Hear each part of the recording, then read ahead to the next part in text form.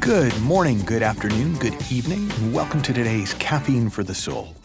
And today I wanted to talk about what I've come to see more and more is at the heart of the inside-out understanding, is at the heart of these podcast conversations that we have, is at the heart of all the teaching that I do.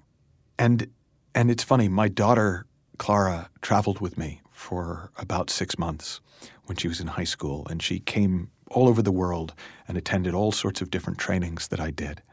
And she said to me after one training, she said, "Dad, does anybody else notice that no matter what the topic is, you pretty much talk about the same things?" And I laughed and I said, "Yeah, I think they know, but nobody minds because it's really, really helpful." But when I reflected on that conversation, I also realized it isn't really true.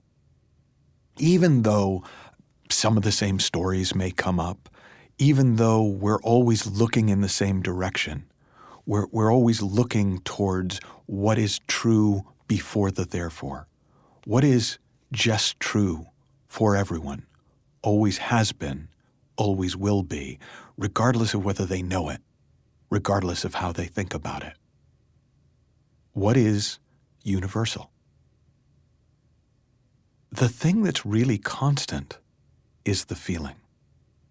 And it's one of the reasons that I'm not a huge fan of talking about this stuff on social media.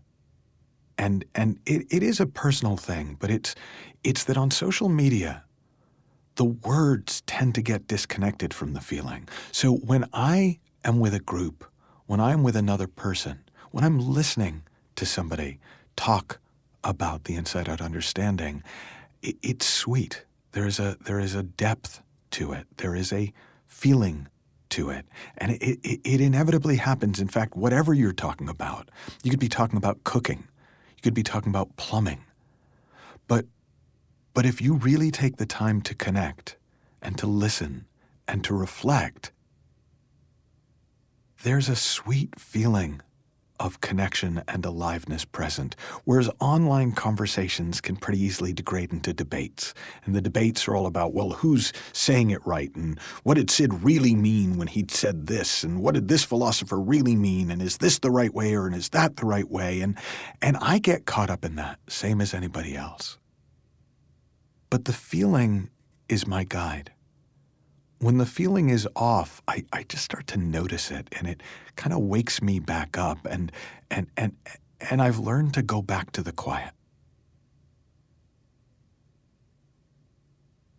Sid once said, "What we're looking for is a silent mind." Not a mind without any noise, not a mind without thought, but a mind uncontaminated by thought. Sort of like you can put stuff into water that just sinks to the bottom. The water is uncontaminated by what you put in. And then there are other things that you can put in that kind of affect the water, that change the color of the water, that change the taste of the water, that change the toxicity or pH balance of the water. We can have noise in our heads, but our heads don't have to be contaminated by the noise.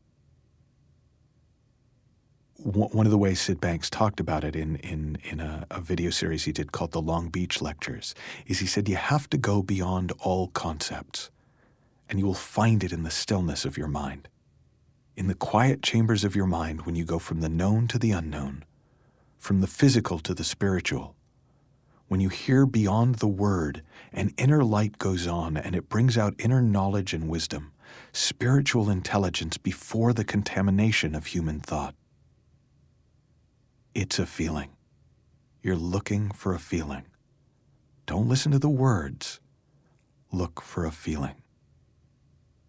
And one of the funniest instances of that was a woman came to one of my public talks in London, and she brought her husband. And it was that she'd been trying to get him to come along to a talk for a long time, and he finally was willing to go along to this one. And I asked her afterwards, I said, how'd it go? And she said, it was great. And I said, oh, did he like it? And she said, no, he hated it. And I was like, okay, why is that great?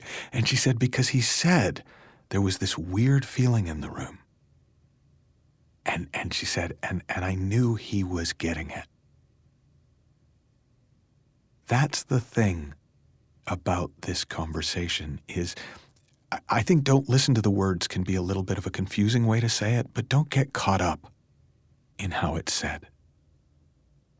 What you're looking for is a feeling, not a particular feeling like happy, sad, angry, fearful, loving, but almost a spaciousness,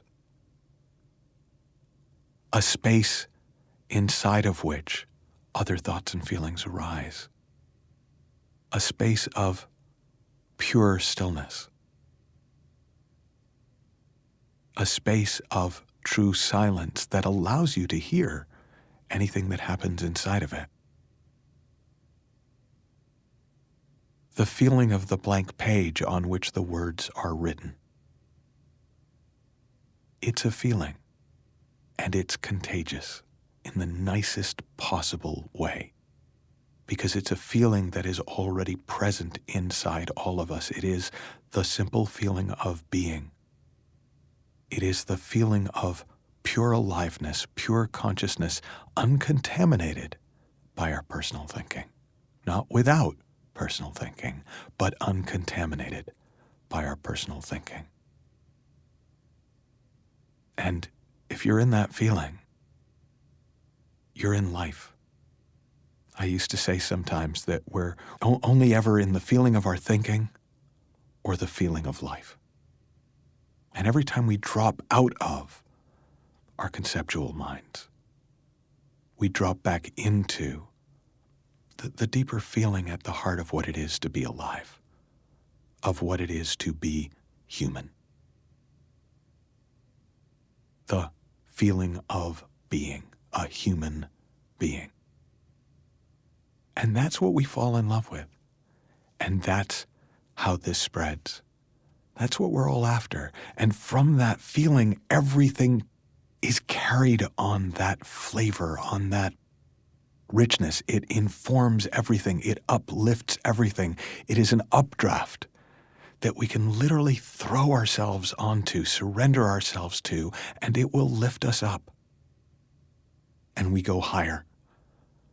Higher in consciousness, higher in understanding, deeper in feeling, deeper in understanding, deeper into ourselves, into a world of deeper feeling. Maybe my favorite way Sid Banks ever put it on one of his early tapes was he said, if you're listening to this tape in your car and you find yourself in a beautiful, quiet feeling, pop the tape out, roll down the window, throw out the tape, and stay with the feeling. That feeling is you. That feeling has all the information you need to learn and to grow and to move forward.